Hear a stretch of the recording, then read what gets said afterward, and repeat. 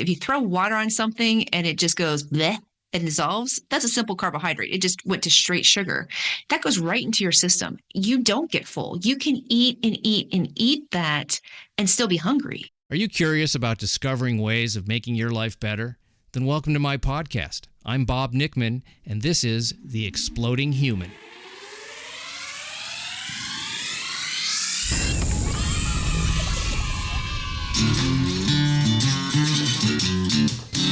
Listen in while I talk with all kinds of people in the fields of personal growth, health and healing, alternative therapies, psychology, spirituality, environment, and the future.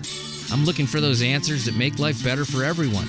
You'll meet cutting-edge practitioners, doctors, artists, filmmakers, business people, and those who have overcome challenges. The brave, the curious, anyone who is out there helping us humans to explore, expand, and explode. Hey, welcome to The Exploding Human. My name is Bob Nickman. My guest today is Amy K. Wilson, and we're going to be talking about how to prevent and reverse disease using nutrition and exercise, among other things. But first, I'd like to invite you to visit my website, theexplodinghuman.com. Over there, you can listen to episodes, read synopses, see photos of my guests, a little bio on myself. There is also a YouTube channel where you can listen. That is The Exploding Human with Bob Nickman.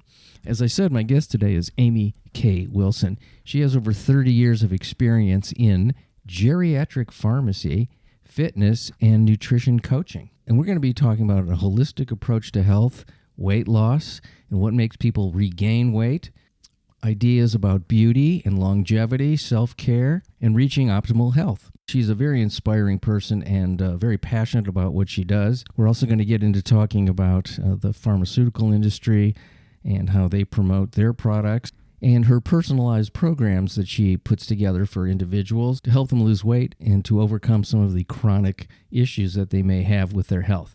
So let's get into this. Here she is. This is Amy K. Wilson. Amy, it's so great to meet you, and I guess the weather's cold in Kentucky where you are, but we're going to warm it up with some good talk. How about that? I'm looking forward. This is going to be a good conversation. I watched you on another podcast, which I don't remember the name of, probably on purpose, so I don't think about other people except myself. But one of the things you were talking about was that you worked in with people in assisted living and nursing care, these type of things, and that the age of the people entering these facilities was getting younger and younger. Mm-hmm. And I was fascinated by that. I'm hearing this a lot in my podcast. People are getting cancer younger, brain issues, all kinds of things. And it's alarming to me. It's actually alarming. If I want to get really scared, I'll just use the word alarming. So how did you start to see that, and what do you think is going on? I mean, I have a theory. I do have lots of theories. So I am a board certified geriatric pharmacist. And what that means is that my specialty is supposed to be the older adult, someone who is aging. And we consider geriatrics 60, 65 and older, although sometimes it is younger. But I kind of want to say older population because I think geriatrics has a connotation of frailty. It does. And the problem that I'm seeing with frailty actually is in the younger population. Like you said, I work in nursing homes. I always say I'm a triple whammy. I'm a geriatric pharmacist, I'm a fitness professional, and I'm a nutrition coach. I'm someone who really doesn't want you to be on medication if all possible. So what I'm seeing in my nursing homes is very, very scary. It's people who are younger than 50, in their early 50s. And for lack of better terms, it's lifestyle diseases. It's diabetes, it's heart conditions, it's strokes, some forms of cancer, things that we never saw in younger people in a majority. Like it would be these one-offs. You have a one-off here. Someone had a one-off. But what we're seeing is such a high percentage right now of people being diagnosed with these diseases in their younger years, in their midlife, instead of older. And what we're seeing is now they are frail. Now they are kind of that geriatric population that they probably shouldn't be there for another 20, 25, 30, 40 years. And it's kind of scary because I don't want to live my life in a nursing home. I mean, I work in them, and I always tell people that's my mission in life is to keep you out of them. But that age group, that's what their life is now. Their life is now in a nursing home. And that's to me, that's not living. I'm wondering how much of it, when you say it's lifestyle choices, that's kind of my idea too of why that's happening. Some of the lifestyle choices are the personal choices that the people have made or not made in terms of their health and well-being, and some of it could be environmental, which is may or may not be their fault, if they're putting themselves in situations. But it's really the preventable things that people can do, and that's one of the reasons I do this show. I want to talk about this stuff so people don't wind up in these situations that are completely avoidable. I think this is why your show does such a service, is because you don't know what you don't know. And a lot of the things that we're told in media, or a lot of things that we see in the grocery stores, the bright colors, the boxes that say healthy, but they really aren't healthy. And people might be thinking that they're doing all the right things, and they don't understand that their body's sending signals. They don't understand that the headache that they're getting might be caused by high blood pressure. They don't understand that their tiredness might be because their blood sugar is imbalanced.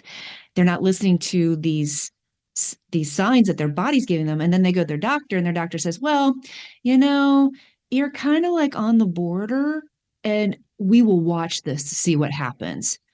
And that just drives me nuts, because watch what? You're going to watch the train wreck? It's like the warning, warning, warning, Dr. Smith warning, that kind of thing. It's like, why are we ignoring these signs and symptoms? That's where you're headed. And I had this conversation with somebody who was in my fitness class last night, because he's like, well, I want to do this. I want to do this, but I just can't give up the sweet tea. And I know I have inflammation. And I'm like, you are 49 years old. You have this amazing chance and window of opportunity to get it together. You can decide if you want to go down the road and be one of my people in my nursing homes, or be the person that's living life to the fullest, enjoying retirement, or keep working and keep doing what you're doing because you're able, because your mind's there, your health is there. And for me, it's sometimes so hard to say, what you're doing, this vice and all this sugar that you're putting in your system every day is doing the things that's causing you to feel horrible, but you're not willing to give it up. Mm-hmm. Do you want to go to the doctor and go to you're in the EMS and it says, oh, well, guess we're going to send you to the nursing home, or we're going to send you here.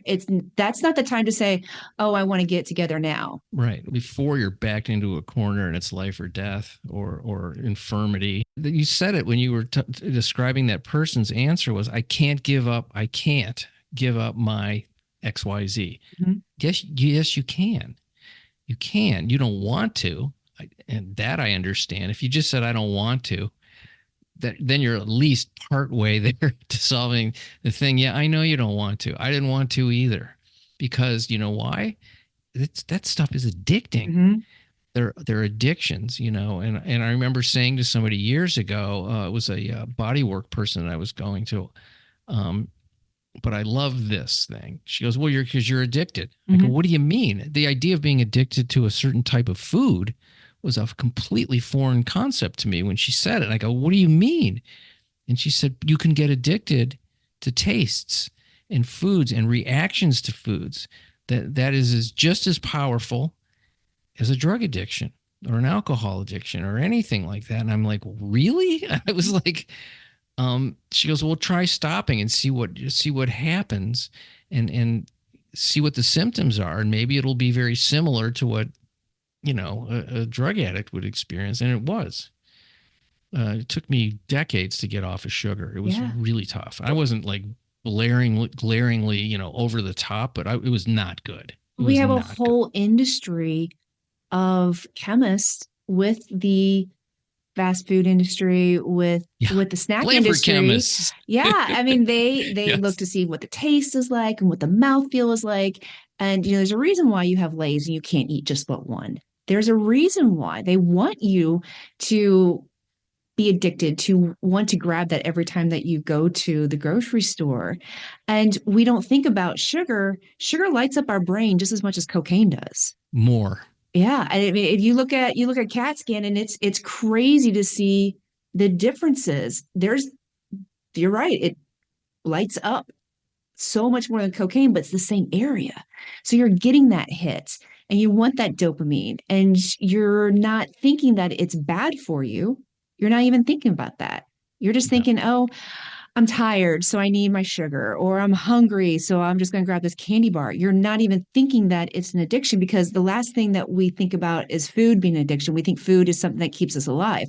It does, but there's better options to help keep us alive and thriving. And our body's just one Yeah. big chemical reaction. And if we feed it with really crappy food and intake, we're not going to get the good stuff out of our body. Well, you and I have looked into this stuff and have found out about it out of some necessity, a lot of curiosity, and a desire to have some kind of a vibrant, healthy life that works. But I'm and just because I do it, I think other people do it, but a lot of people don't. And I'm like, and they think you're nuts sometimes. Well, there used to be an expression, he's a health nut or she's a health nut. No, I'm a health sane. I'm not a nut. You're insane. You're nuts because you're literally believing everything you're told and you're going ahead and doing it and hurting yourself. So who's crazy? And I'm sure if you put someone side by side, because you see this all the time, if somebody's trying to eat healthy, they have chicken breast or they have a salad or they have fresh foods and vegetables, and someone comes in with their McDonald's or Wendy's, they're chastised and said, "Oh, you must be on a diet." Not that they're trying to be healthy and prevent disease. "Oh, you must be on a diet." And it's like, it's a bad thing. You're weak. You're flawed. Yeah, because here's the thing is that, the whole big pharma, and like I said, I'm a pharmacist who doesn't want you on medication. When people come into my nursing homes, the average number of medications is 20 plus. Oh, that's higher than I thought. I was going to Yeah. say 10. I was going to say like No, 6 to 10. no. Because now they're on two or three Whoa. medications for each comorbidity they have. They're on two or three medications Yep. for a heart disease, for especially here in Kentucky, COPD, heart, breathing issues, and high cholesterol, diabetes. So it's this cascade effect. Once you get one disease, you're going on to another. And then let's talk about side effects, because now you're taking medication for the side effects. So we have this like wonderful opportunity to learn how to eat, learn how to work out, so that we are able to thrive and not be on a diet. Because I hate saying diet, because it's not about starving yourself. It's actually, good food is amazing. Flavors that you start tasting from real food, amazing. We are just overfed, undernourished as a society in the United States, because we eat so much junk food that we have all this calorie surplus. And with that, there's no nutrition. But when you start looking at nutrition, it's amazing how much you can actually eat. And that's always the biggest thing of my clients saying, "I can't eat all this food." I'm like, but this is food. It's different than a candy bar, a bag of chips. When you start adding real food, it is a lot. It's a lot what your body needs nutrition wise. Well, especially at first, if you make the change, Yeah. your body's going to soak it up. But the other thing that's interesting, the people that are overweight because of the crappy food, um, you can't overeat broccoli. You just No. can't do it. You go, oh, that's enough. I'm fine. And you don't crave it. You don't go, oh, I got to go out. I got to drive out to a farm and get some more broccoli. You don't do that. You just go, oh, that was good. And I feel fine and I'm not craving. And I don't even like broccoli that much, but I certainly have never sat down and overate broccoli. And then had a stomach ache and felt bloated. Well, because And real food has fiber and it actually does fill you up. When you look at chips, and I always say, well, simple carbohydrates. If you throw water on something and it just goes bleh and dissolves, that's a simple carbohydrate. It just went to straight sugar. That goes right into your system. You don't get full. You can eat and eat and eat that and yeah. still be hungry. Yes, hungrier Hungry, even. yeah. Yeah, it's shocking sometimes when you go, where does it all go? You're looking at somebody that's got issues with those kind of carbohydrates, and it's like a bowl of pasta, and I have to have a second bowl, and maybe even go back in an hour and get more, and it's like so much bulk, but there's nothing satisfying the brain and the body. So how do you get people to change that for themselves? I mean, obviously there's got to be some kind of a desire, either born out of wanting to feel better or just desperate to not die or not be sick. I think that's a lot of it. Female wise, it's always wanting to be skinnier. And I always say, skinny does Ah, not equal health. Not at all. And we're in the skinny epidemic again, but it's not health. And actually, these skinny drugs will probably cause you to be in my nursing homes in about 5 years. It's going to age you big time. And people don't realize that, but they think skinny is healthy, but it's not. And I think sometimes it's hitting that rock bottom. It's hitting that unfortunately devastating diagnosis that you just got at the doctor. You didn't just get diabetes or heart disease. That's been coming a long time.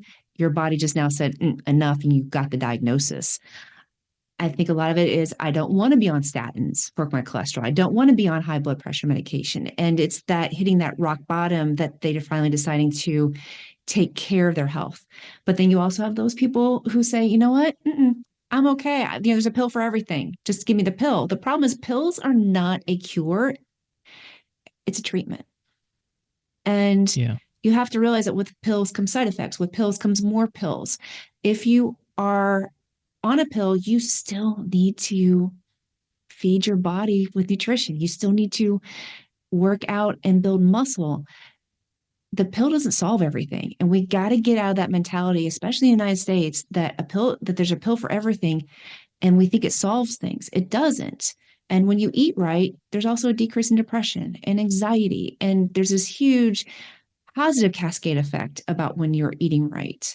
And I think we just have to get to that point where we're more about prevention instead of being skinny or treating with a pill. And when we can get to that preventive stage and realize that there is a direct correlation with the food that we eat, then maybe we'll get there. But I think most of the time that I get my clients is because they are like, I need help and someone needs to help me. And they came to some kind of realization. And I wish they would come earlier, but that's usually how I get them. Yeah, it's well, at least you're there to at least maybe get somebody started in a new way. I'm sure Yeah. you've probably seen a couple of miracle turnarounds, Oh, but it's absolutely. rare, I would imagine. I would think most people don't want to do the work because it's hard. It's particularly at first. It seems undoable, daunting at first. But you know what? It does take time. This stuff does take some time to switch the way that you look at things and the way you eat things, and it's really kind of a lifelong thing. I'm still experimenting with things that you know, does this make me feel better or worse? I mean, we're test tubes, really. I mean, it's down to not that many anymore, but uh, it's tricky. The human mind is really, really devious with Oh, itself. it is. I mean, I tell all my clients that this is day one and there's not a finish line. We are now training for our best life. And that means that every day we do 1% better. That means every day we're working on our health. We got into the mindset of, oh, there's a 10-day fix, a 21-day fix, a 6 week. And then we go back to where we are and we find that doesn't work. And then we have the Amazon Prime mentality that we need everything in 2 days. That doesn't work either. And realizing that the chemical processes in our body, it's an inside job first to lose that chronic inflammation. It's an inside job to clean out and scrub out all the things that we've been doing to our inside. That's a slow process. And it takes even longer for it to start showing on the outside, especially when it comes to losing a dress size or a pant size or a waist size. Yeah. And understand that that's okay. That slower is better. And when we drop weight, because I hate the scale. When we drop weight, that is muscle. And every time that you drop muscle, you are aging yourself. That's not what we want, especially midlife. We want to We want that secret, that fountain of youth. What's going to keep us young? I've been watching the Blue Zones on Netflix, and they all are eating real food. None of it's processed. There are reasons why we say westernized civilization has been kind of like our demise in our longevity. Yeah, we got it backwards. We do. Um, Driven by, well, I think there's a lot of it's driven by money, of course, and marketing. There's a lot of money to be made in selling pills. There isn't a lot of money to be made telling somebody to walk every day or not eat sugar. There's more money in telling people to eat sugar than there is in telling people not to eat sugar Well, in the or 70s, suggesting we had heart attacks. So what did they do? They said, okay, fat is the bad guy. that. Everything needs to be Right. low fat. Everything needs to be fat free. So now we replace the fat with sugar. Now we have a diabetes epidemic. So Yeah. who comes in to save the day? Big pharma. Yeah. Well, Yeah. this comes up a lot in my show that the most cynical version is that doctors are basically shills for big pharma. And that is somewhat true. I know some really good doctors that aren't that, Mhm. but even some of those guys, it's like they don't have, and I'll just say guys, but I'm including women because I just say guys. Um, because women, hey guys, it's Same the thing. formal It's the same thing. people. Yeah. Okay. I just want to make sure. I don't know what I want to make sure of. I'm so scared to offend somebody, but I'm actually not. But just, but just so you know, I'm a fair guy, and I am a Yeah. guy, fair guy. I don't even know what I was going to say now. Oh, when you look at the way, particularly medical professionals, in quotes, are trained in medical school, what do they get? Maybe 2 weeks in nutrition, If um, and that about and in yeah, 2 weeks of pharmaceuticals too. So it's not there, and even pharmacists aren't, we're not giving nutrition, we're just giving kind of the basics. I got it because of being in the fitness industry and seeing a correlation between things. The problem with doctors too, and not all doctors but a good majority of them, they're not given time, and it's no, much no, they're not. easier to write a prescription, and you expect a piece of paper when you go to your doctor's office. Yes, the it solution it's a at the solution. end. If I don't get, I would hear that all, I don't know how many times. I went to the doctor for an earache and he just told me to give it a couple days. I wanted a prescription. And that's the thing that you think you get this prize when you go to the doctor's office. And if someone goes to the doctor's office, and I don't like this one either, it's like they need to get healthy, they'll say, oh, well, just go get a bike or get a treadmill and don't eat carbs. Well, that's not really giving them a plan. That's not helping them. And I realize with the insurance companies, they're not giving much time to talk to people, but that's not the No. answer either. And we got to figure out a better solution than prescribing the diet drugs, and a better solution to say, go out, get a treadmill and quit eating carbs. There needs Yeah. to be more of a holistic. It's not only just what you eat, it's behaviors, and it's understanding that things take time, and then also understand that you need to move your body and lift weights so that you have some muscle, because we are so sedentary, it's killing us. And that's my big block is lifting weights. I just don't want to do it. 30 I do. minutes 3 times a week. Yeah. That's I it. mean, I do twice a week, like a yoga class with weights. Mm-hmm. I do that, but I don't want to. I don't know why. Called They're embrace. heavy. It's called embrace the suck. You do it because it's one of those Yeah. things that you need to Yeah. do. Well, I'm admitting I have blocks to optimal, Yeah. but I recognize it. Oh, and if you look at the doctors that do sort of they graduate from medical school, and the ones that are not happy with what they've learned, they feel it's incomplete, which it is, certainly in terms of physicality and nutrition and those things. And they go and they learn other things. They become nutritionists, and then they become functional medicine doctors. Great. That shit's expensive. Yeah. The insurance doesn't cover it. It's quite expensive. So the only people that can really afford that are people with that already have a certain amount of money.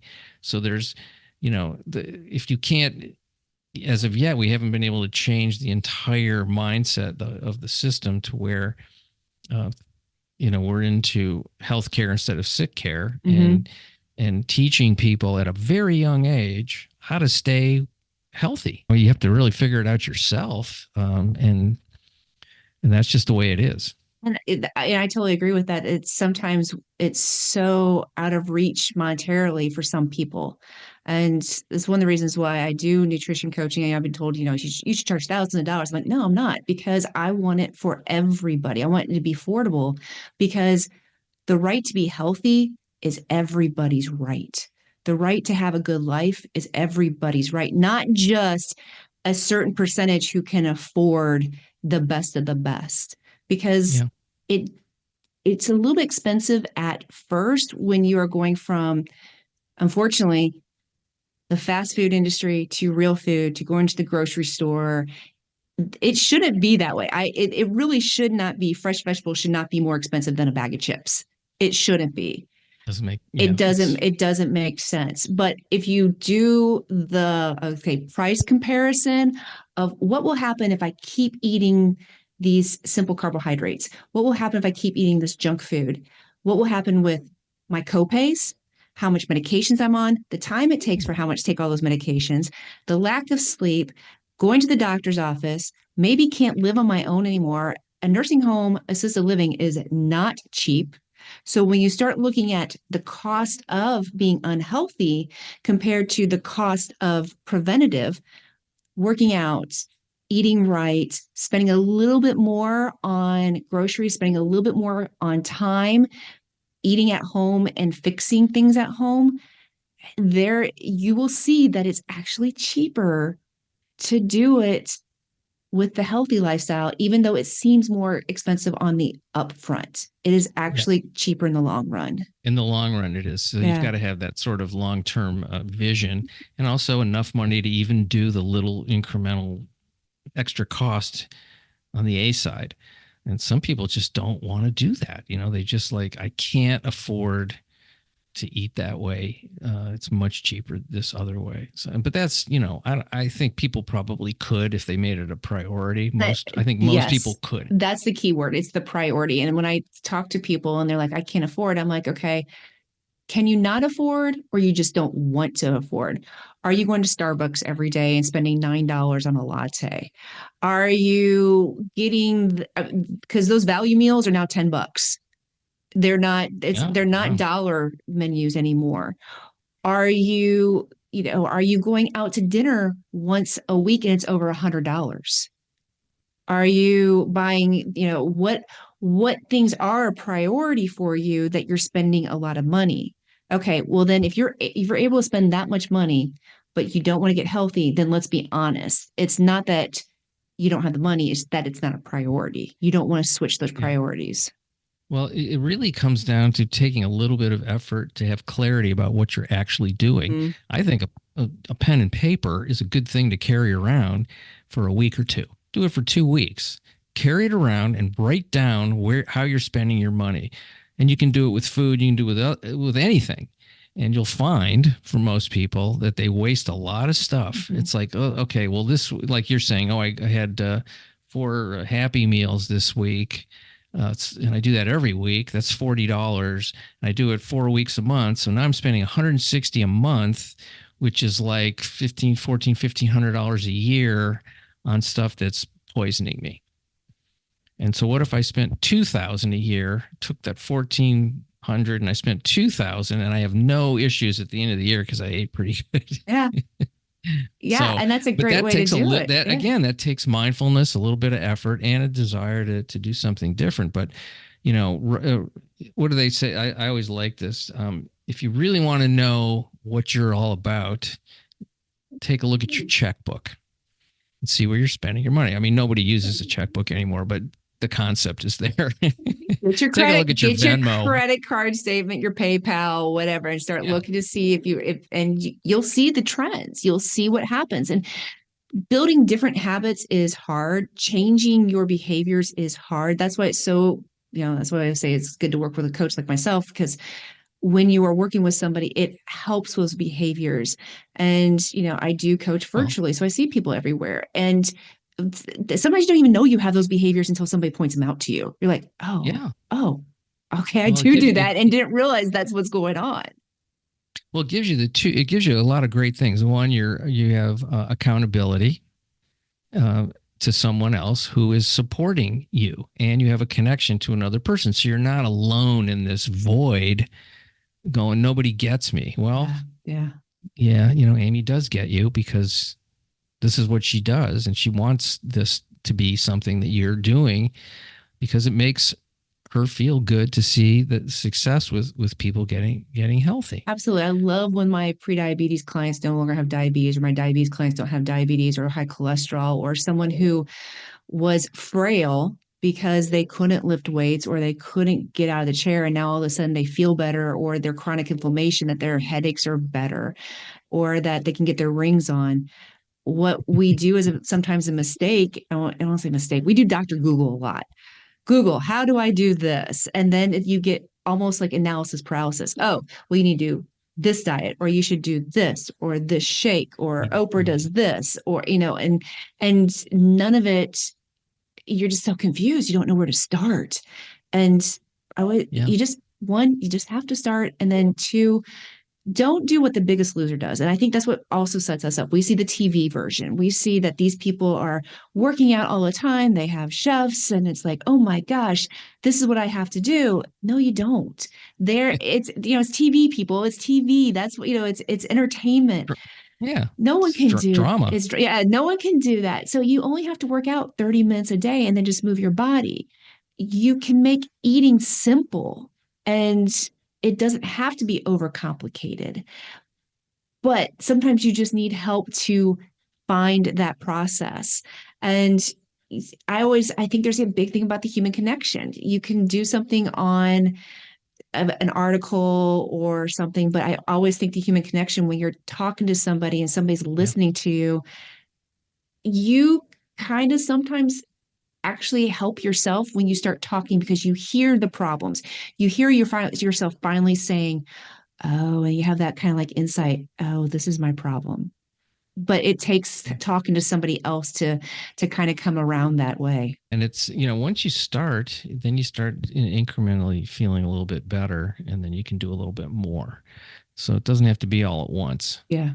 Not Yeah. about perfection at all. Oh, no, I And always say progress over perfection. 1% better every day adds up big time, big time. now here's something that came up in the show that I'm in the middle of editing right now. A guest, he was overworking, and he stressed himself into sickness, but he Mm, also was drinking a 6 pack of Diet Coke every day mhm. for years. And so he was ill, and it took him, I think he said it was almost 15 years before he figured out that he had metal toxicity from the aspartame in the Diet Coke, which, by the way, he said is illegal in most countries of the world except the United States. It's, It's it's a crazy very, what we allow. It's yeah, so it's a crazy. very serious poison, aspartame, which is in, diet drinks and sweet and low and all that kind of stuff that the fake sugars. And not only that, he had aluminum poisoning from the cans at a little less of a level. So what we drink out of and what we drink is huge. It's like I don't drink out of plastic because there's something about it. And even when I was drinking beer back when I was a young man, I couldn't drink beer out of plastic. It made me feel queasy. Well, And I'm like, everything used to be in glass bottles, and I and was like, the yeah. And the I remember packaging that going we to use. bars Yeah. and going, can you put this in a glass? No, we don't put our draft beer in glasses. Like, all right, well, give me a bottle then, because I can't mix. And then people would look at me like I was crazy. It's just beer. I go, no, it's doing something to me. I can feel it. Well, and we went from the fat free craze to sugar free. Everything had to be sugar free, and so everything has aspartame, Splenda, Equal. And, people will say, oh, but it doesn't do anything to your health. It doesn't do anything to your health. But it's like, I will tell you that when my clients get off of it, their headaches go away, their joint Yes. pain goes away, the brain fog goes away. So there is something about those artificial sweeteners that is doing something to us. And we also know that it wipes out our gut microbiome, which if you haven't heard about gut microbiome, it is a Yeah. buzzword, but our gut microbiome is definitely something that helps with cognitive function. It helps with depression and anxiety. It helps with digestion. It helps with us feeling full. There's so many things that we do need that bacteria for.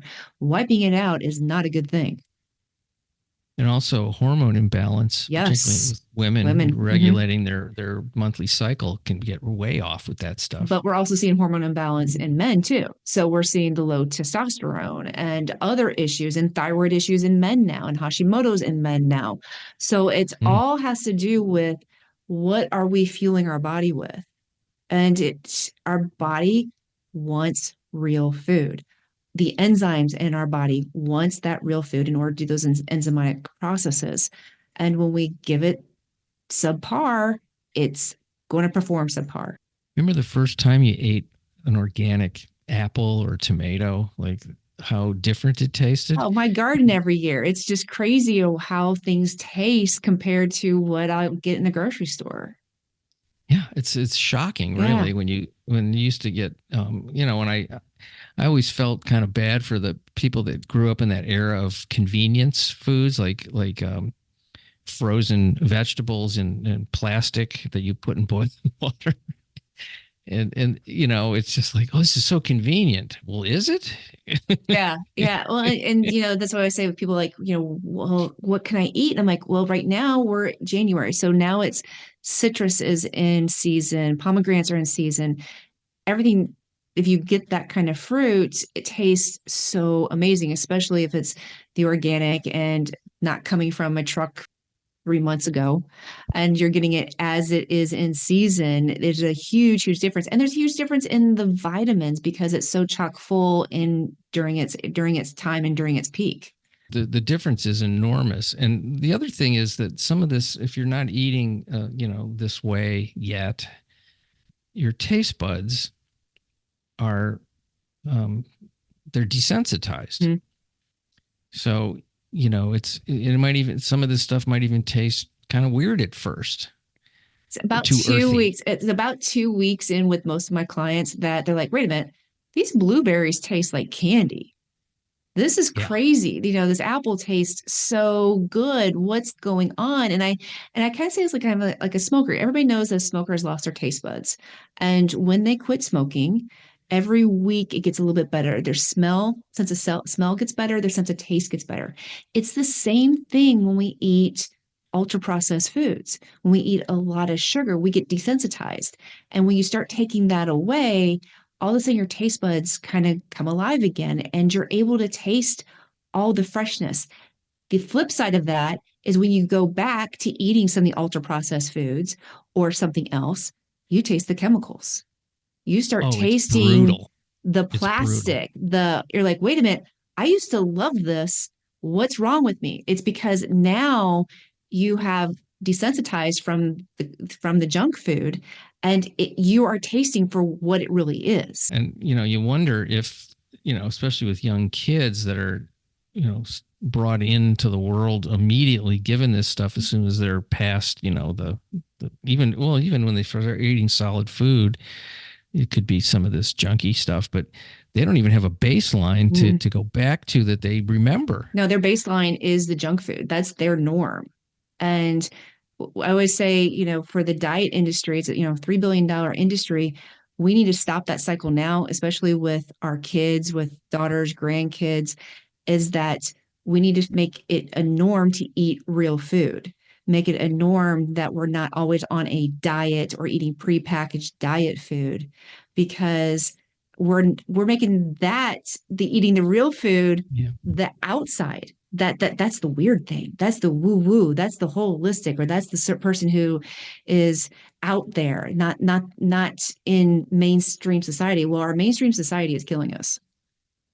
Yeah, I wonder if, I mean, because there's so much money wrapped up in it, you're really pushing against a big big wall, but it's not undoable. We can, people, it starts with individuals like you and I and people, organizations, and then the word gets out. And as people start to see that this is my hope, is that the more people start to see it, the better they feel, then the word gets out. And then, oh, what do you do? You ever had that with somebody where you go, you haven't seen them? What are you doing? You look great. Mhm. That's like huge for people because everybody wants to be seen as attractive. Yeah. That's just the way we are. We're humans. It's like when somebody says that, like, what have you been doing? You look great. Well, and then I get my clients who look like they've aged backwards and their Yeah. skin's better and they're not sickly skinny. They're healthy. They're vibrant. And what we're going to see some things with these diet drugs is that you're going to see that the muscle tone gets lost, that they actually look frail and they're going to look older. And you don't want that. So when you are looking younger, because in our midlife, that's what it's so funny. It's like when our younger years, all we want to do is look older. And then when we get this Yeah. age, you're like, oh, no, no, no. I want to look Right. younger, do everything Stay as young. possible. I want to look and I want to feel young. And, we do have the power to do that. We do have the power to be be younger, look younger, feel younger, act younger. It's when we start eating and thinking that we're old and thinking that we need to have the processed food or the convenient stuff that is actually causing us to have all these inflammatory issues, having chronic disease. And that's why we're starting to see it in younger people. That's why we're seeing in the 40s and 50s instead of later on. We're starting to see diseases of aging earlier on. And honestly, we need to stop that. We need to put brakes on it and be like, no, enough. We don't need to put all this money into our health system. Let's put our money into feeling better, into eating better, and preventative care. Yeah, I'm always amazed at the fact that this knowledge is there. People talk about it all the time, and yet it doesn't filter up to the. Well, I'm just thinking about politically, even. It doesn't even filter into that world. They don't talk about it. Business. It's Did you big ever look business. at the? Yeah. Did you ever look at like when you look at Congress or the Senate, and it's just a bunch of fat pink men. They're so gross looking. I'm like, these are my people that are supposedly they're not my leaders, but they are the leaders of Yeah. their states and their counties and their the government and the federal. And I'm thinking like these people are awful. They're ill. That's Yeah. the weird part. They look ill. Not that they're bad people necessarily. They just look Inflamed. huh? They look inflamed. Inflamed. And Yeah. you're like, well, this isn't. I didn't vote for that. I don't want inflamed Yeah. people It's big running business. my stuff. Yeah. Being healthy, vegetables is not big business. Pharmaceuticals, big business. Um, Manufactured food, big business. I mean, there's lobbyists for that.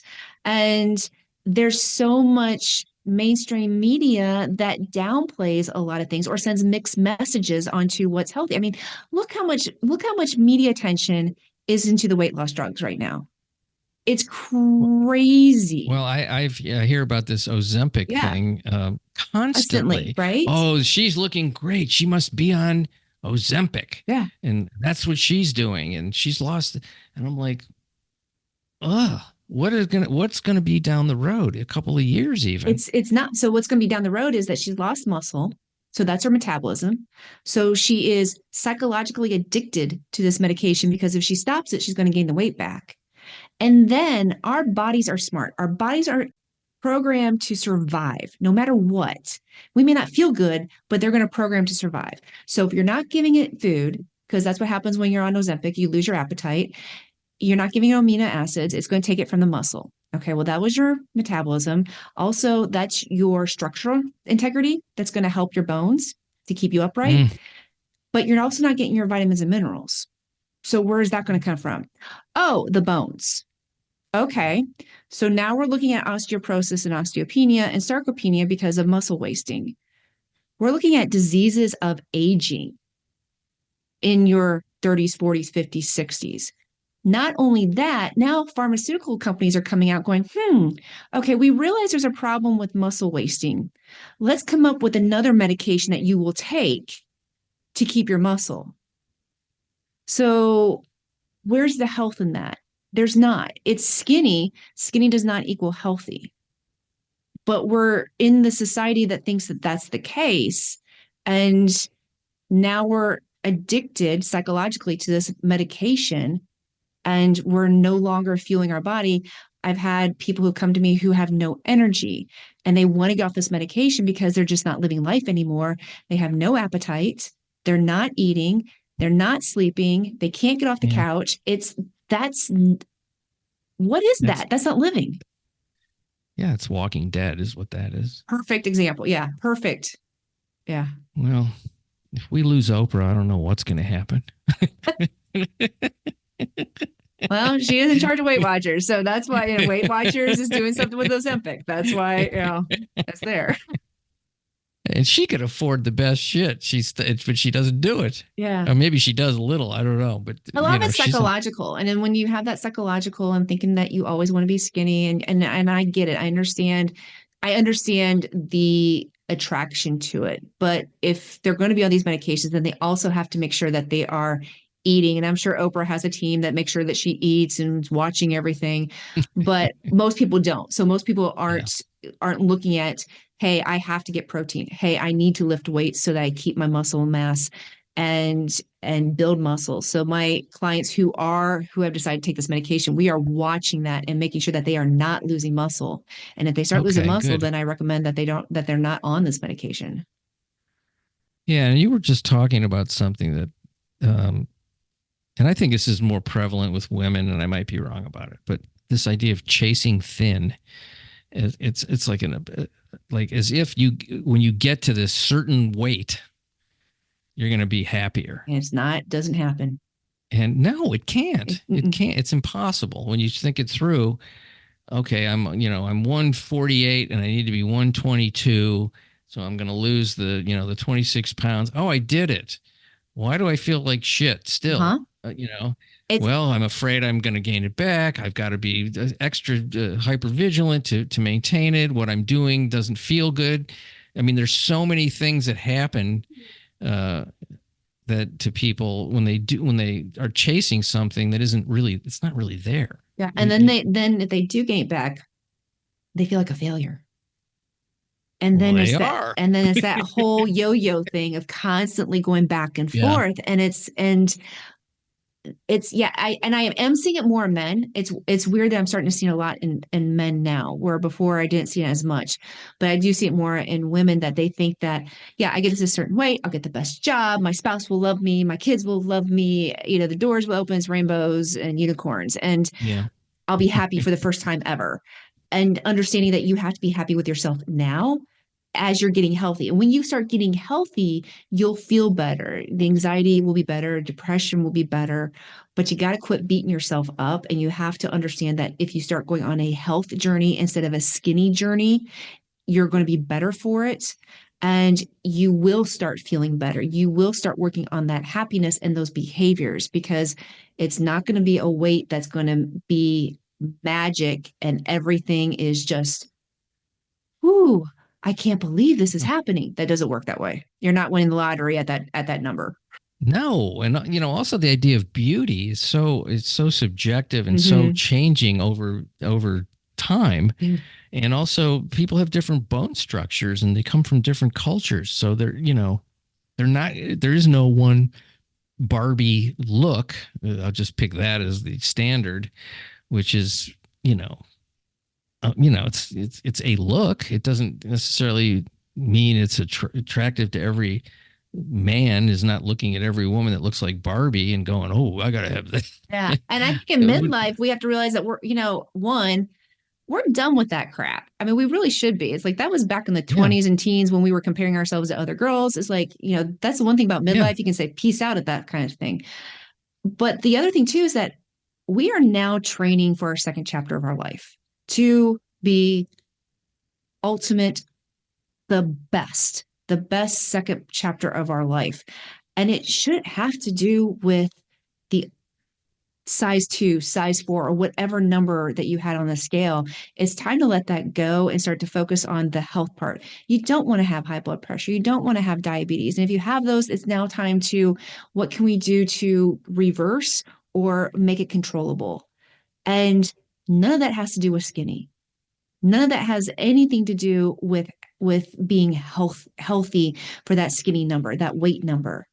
And when we start looking at health, start looking at strength, that's our superpower. That's how we can make this second chapter even better than when we were in our 20s and 30s. So are you mostly coaching now? Is that what you're doing? I would say it's full-time both. So I'm a full-time geriatric pharmacist. I still go to my nursing homes, and I would say I would say full-time nutrition coach too. So I use a virtual platform. So I have clients all over the world, which is really cool.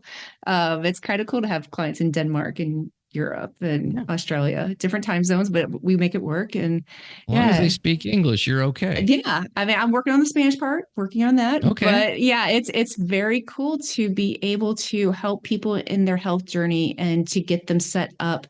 And their wins, I'm always getting goosebumps when someone sends me pictures or somebody says, hey, I just went to my doctor. They want to know what I'm doing because all my lab work has come back so much improved. And they can see I'm healthier, my skin looks better. And it's crazy of what we can do to reverse things and prevent. It's just mind blowing. And you don't have to have a gym. You can do the workouts at home. You don't have to have a Whole Foods. We can make it work with any grocery store. That's the beauty part of it, is that it has to work with you, not against you.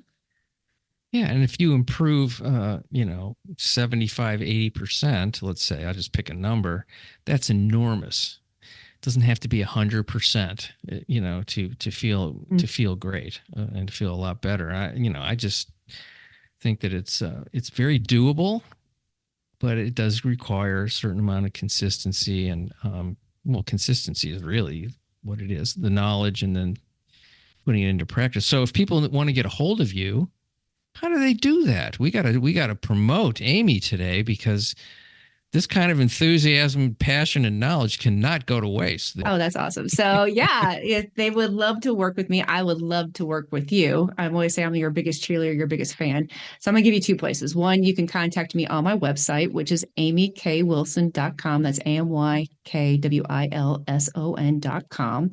Or if you are someone who loves Instagram, you can reach out to me on Instagram. I'm at the Nutrition Coach Pharmacist. And if you made it this far and listened to me that long, I would love to send you a freebie. It's a 5-day fat loss plan that has lots of recipes. It has one of my favorite recipes. It is a chili recipe, and it's cold here in Kentucky, so it's amazing. And rumor has it that this is the recipe that Dave Thomas used for Wendy's. And it's actually healthy for you. It's 5 ingredients. You can make it in a crock pot or Instapot, and it's yummy. So just send me that you listen to me on this podcast and just say, what word? We'll say human. Say human. And okay. I usually say explode. Oh, but explode's better. Okay, I like explode. I don't know if it's better. I just use explode all the time, but we don't want you to explode like.